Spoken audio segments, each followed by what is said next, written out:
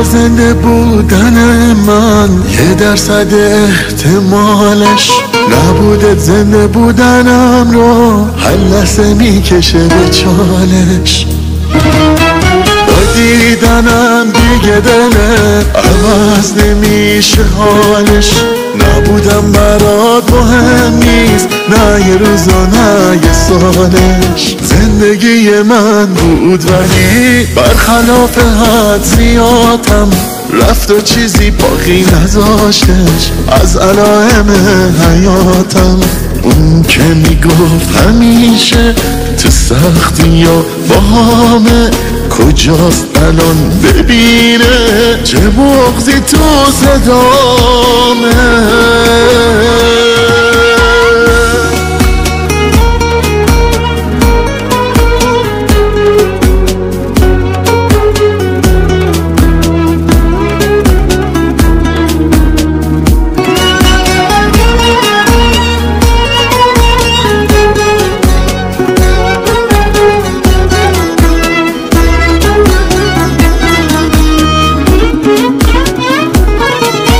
داره میگذره با فکرش همه شبانه روزم، دیوونه نمیدونه چقدر دل واپسشم هنوزم.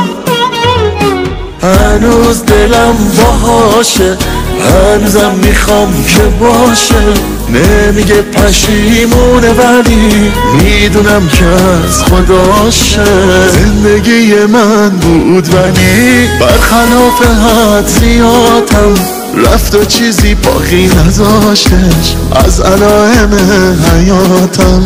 اون که میگفت همیشه تو سختی یا با همه کجاست الان ببینه چه بغضی تو صدامه.